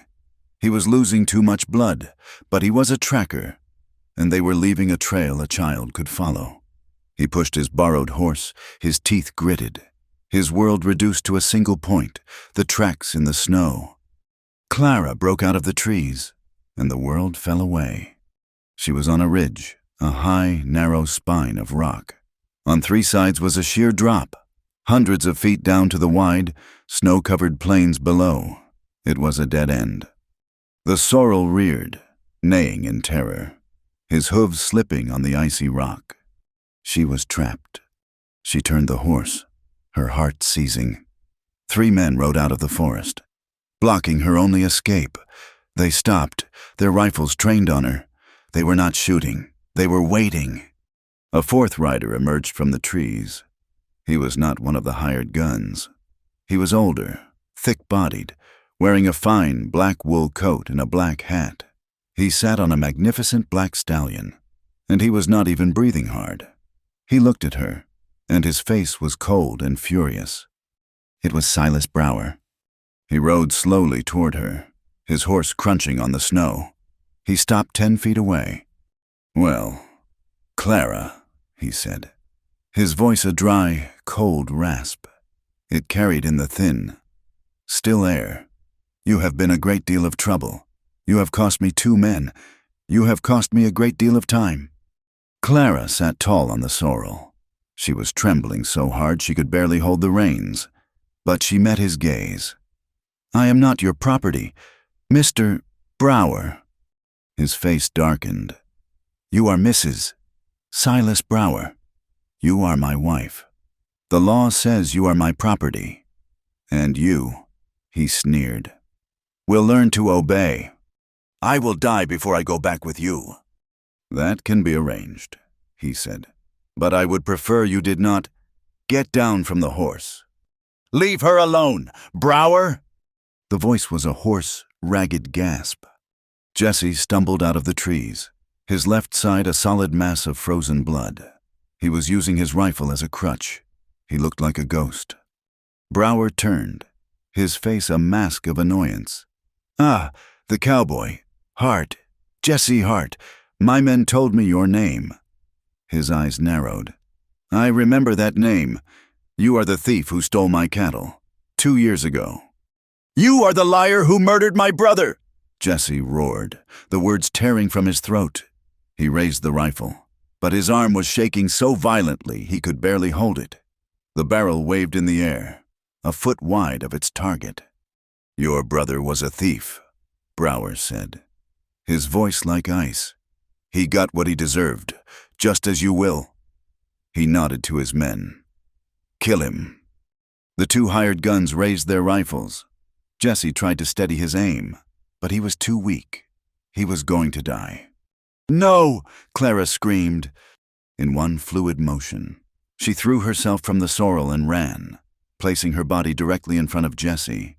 She stood between the rifles and the man in her lap, her arms spread wide. She faced her husband. "Stop!" she cried. "Please, this is not about him. This is about me. Let him go. He is dying. I will go with you. I will go back. Just let him live. Please." Jesse tried to push her away. "Clara, get out of the way. This is not your fight." "It is only my fight," she sobbed, pushing him back, shielding him with her body. Silas Brower laughed. It was a cold, ugly sound that had no humor in it. "Pathetic," he said. He dismounted, walking slowly toward her, his boots crunching in the snow. He looked her up and down, at her torn, bloody clothes, her wild hair, her tear-streaked face. "Look at you," he sneered, his voice low and full of venom. "My bride, running through the woods with a dying barn hand. You are soiled. Clara, you are used, worthless." He reached out, his gloved hand grabbing her chin, his fingers digging into her skin, forcing her to look at him. "You think you can bargain with me? You think I want you back? I do not want you. I want what you took, my reputation, my property. You will be a lesson. You will live in my house, and every day you will remember what happens when you defy me." The fear in Clara's eyes died. It was replaced by a pure, white-hot rage. All the years of being sold, of being silent, of being property, it all broke. She wrenched her face from his grasp and, with all her strength, she slapped him. The sound was a sharp crack that echoed across the ridge. Brower staggered back, his hand flying to his cheek. His face, which had been cold, was now a mask of purple, murderous fury. "You harlot," he whispered. He raised his hand, not to strike her, but pointing. "Shoot him," he ordered his men. "Then shoot her." "No!" Clara screamed. She turned back to Brower, her chin high, her eyes blazing. "Shoot me! Go on! You called me worthless! Do it! Shoot me!" Browd, in his blind rage, did not wait for his men. He pulled his own pistol from beneath his coat. He was going to kill her himself. He raised the pistol, aiming it straight at her heart. "Clara!" Jesse screamed. A single shot. It was not the pistol. It was the rifle. Silas Brower froze.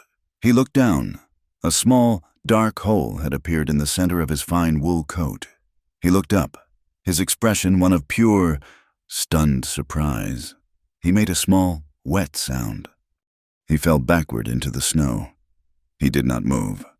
Jesse was on one knee. His arm was no longer shaking. In that one, final, critical second, all the grief for Ethan, all the rage at Brower, all the love for Clara, it had focused his will. His vision had cleared. His hand had steadied, and he had not missed. Silence. The two hired guns stared at their dead employer. They looked at Jesse, who was still on one knee, the rifle now aimed, rock steady, at them. "He is dead," one of them whispered. "Get on your horses." Jesse's voice was a rasp. "Ride. Tell whoever asks. He fell. An accident. But if I ever see your faces again, I will kill you both." The men looked at each other. Their pay was dead. The fight was over. This was not worth dying for. They backed away, mounted their horses, and rode, hard, back into the trees. The ridge was silent. A light, gentle snow began to fall, as if the sky itself was sighing. The rifle slipped from Jesse's hand. He slumped forward. "Jesse!" Clara ran to him, catching him before he hit the ground. She lowered him gently into the snow. His eyes were closed. His breathing was shallow. She sat, pulling his head into her lap. "Jesse!" she whispered, the tears finally coming, freezing on her cheeks. "Stay with me, please. You saved me. You are free. We are free." He groaned, his eyes fluttering open. He looked at her. She took his good hand, his right hand, and cradled it between her own, pressing it to her cheek. It was cold. She looked at the body of her husband, a stranger, now just a dark shape in the falling snow. She looked at Jesse, the man who had killed for her, the man who had avenged his brother. She was free. She looked at the blood spreading in the snow beneath Jesse's shoulder, a bright, terrible red against the white. She was free, but she knew, with a terrible, dawning clarity, that freedom had come at an unbearable price. The gray light of dawn found them still on the ridge. The snow had stopped, leaving the world muffled, pure, and dead. Silas Brower's body was a dark, formal stain on the white. Jesse was conscious, but barely. He sat propped against a rock, his face the color of the snow, his eyes closed. Clara knew if she let him stay, he would die. But there was one last thing to do. The world could not find this man. Not here, not like this. She took the dead man's rifle. Using it as a lever and a shovel, she began to dig. The ground under the snow was frozen, but the ridge was mostly shale and loose rock. She did not dig a grave. She carved a shallow hollow, a scrape in the earth. It took her hours. Her hands were raw, her breath pluming in the cold air. Jesse watched, drifting in and out of a fevered haze. He saw her, a small, fierce figure, moving with a grim, relentless rhythm. She was burying the man who had tried to own her. When it was deep enough, she went to the body. She could not look at his face. She grabbed the collar of his fine wool coat and pulled. He was a heavy, solid weight. She dragged him, leaving a dark smear in the snow, and rolled him into the hollow. She did not say a prayer. She did not mark the spot. She just pushed the rocks and frozen dirt back over him, covering the black coat, the pale hand, the face. She piled rocks on top until it was a cairn, a simple, brutal monument that looked like any other pile of rocks on any other ridge in Wyoming. When she was done, she stood for a moment, her chest heaving. It was finished.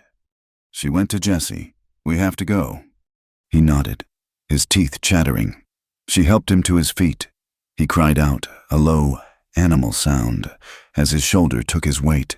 She got him onto the horse, the one that had belonged to the man he shot. She mounted the sorrel. She led them, slow and careful, back down the mountain, away from the ridge, leaving the two dead men to the snow and the silence. They made it back to the line cabin. It was a ruin of splintered wood and bullet holes, cold as the grave she had just dug, but it was shelter. She half carried, half dragged Jesse inside and laid him by the cold fireplace. His fever was higher. The makeshift bandage was soaked through with fresh, bright blood. He was shaking violently.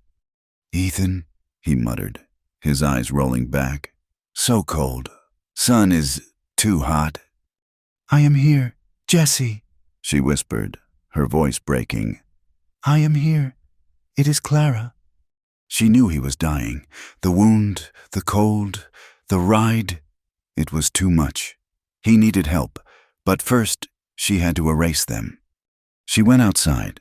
She gathered every piece of bloody clothing, the strip of blanket she had used as a bandage, his torn, blood-soaked shirt, the rags from her feet, and finally, from her saddlebag, the muddy, ruined remnants of her wedding dress. She had carried it. She did not know why. A reminder. She built a fire in the snow, using dry wood from the shed. She laid the items on, one by one. The silk of her dress curled and blackened, the seed pearls melting like tears. The wool of his shirt smoked, the dark, sticky blood sizzling. It was a funeral pyre for the people they had been. She was not Clara Monroe, the bride. He was not Jesse Hart, the haunted cowboy. They were just two people, smoking ash, trying to become ghosts. She watched until it was all gone. Just a black, wet scar in the snow. She packed their few things, his rifle, the remaining cartridges, the dry blanket. She put Jesse on the sorrel, tying him to the saddle with a piece of rope so he would not fall. She mounted the other horse. Where are we going?" he whispered, his head lolling. "To find help," she said, her voice a hard, desperate promise. "You are not allowed to die. Jesse Hart, I forbid it." She rode east, away from the ridge, away from his cabin, away from Laramie. She rode for a day, then another, into the empty, broken lands. Jesse was a dead weight, moaning in his fever, sometimes shouting Ethan's name. She stopped only to force water between his lips, to clean his wound with snow. On the third day, she saw smoke. Not the thin plume of a cabin, but the thick, dirty smudge of industry. A mining town, carved into a high, cold valley. It was ugly, raw, and desperate.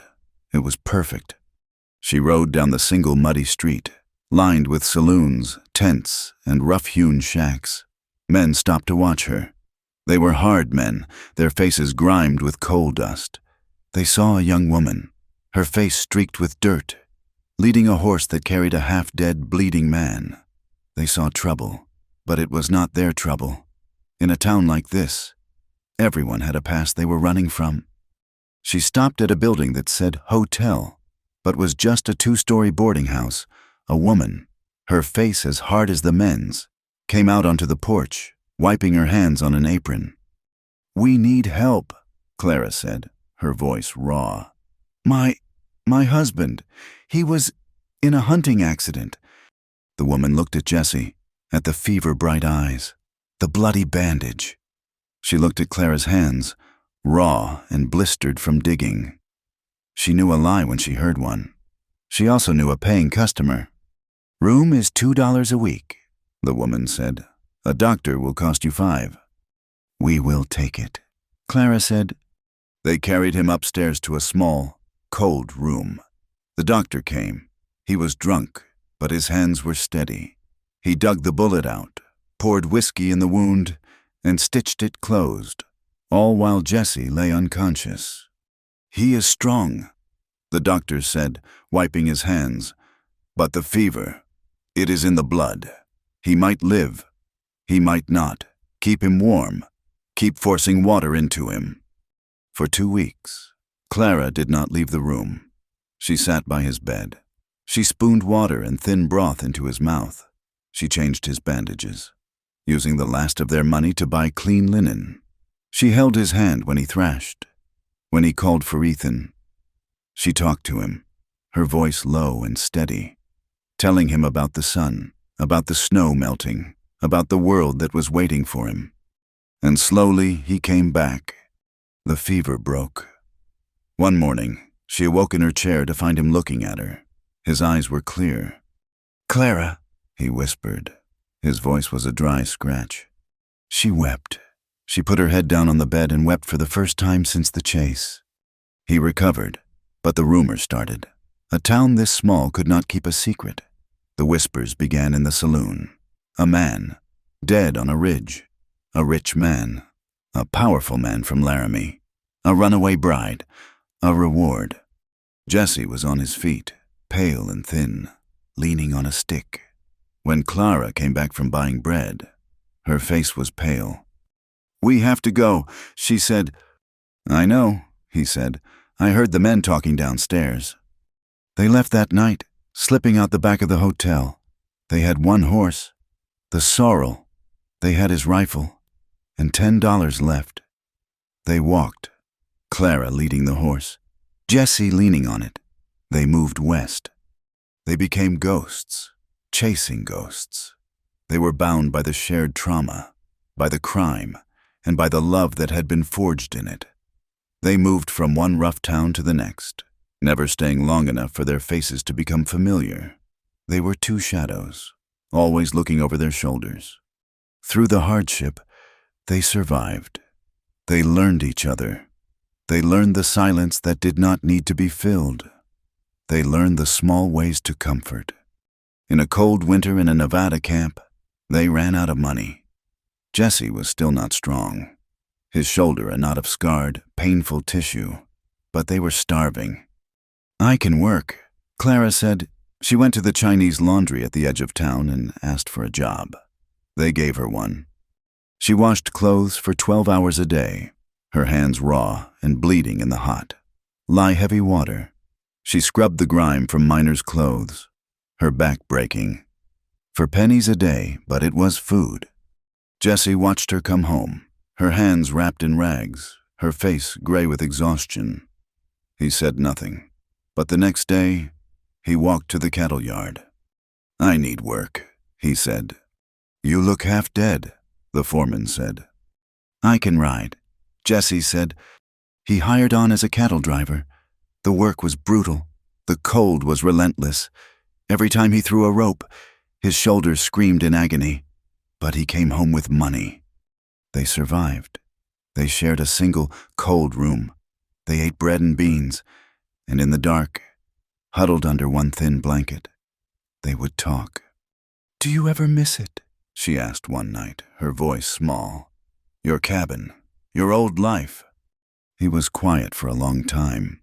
"I miss Ethan," he said, "but the cabin, it was not a life. It was a grave I was digging. This is hard, but it is life." He kissed her. They were no longer the desperate, passionate kisses of the storm. They were slow, stolen kisses in the cold, a promise that they were still there, that they had survived another day. They saved, penny by penny, dollar by dollar. The work lined Clara's hands with calluses. It deepened the scar on Jesse's brow, the lines of pain around his eyes. They grew older. They grew tougher. They grew together. After 2 years, they had enough. They had moved so far west they had almost reached the ocean. They were in the high, lonely mountains of Oregon. They found it, a small cabin, abandoned by a trapper, set deep in a valley where the wind never stopped moving through the pines. They bought the land, filed a claim. It was theirs. The running was over. The years passed. They were not easy years. They were years of hard work, but they were quiet. They built onto the cabin, adding a room. Clara planted a garden, potatoes, beans, hardy greens. Jesse hunted. His shoulder healed, though it always ached in the cold. He was quiet, but the hollow look was gone from his eyes. He taught her to shoot, his hands steady on hers, and her hands did not shake.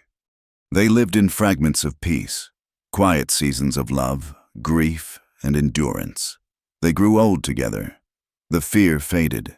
The ghosts of Silas Brower and Ethan Hart did not disappear, but they stopped haunting the main room.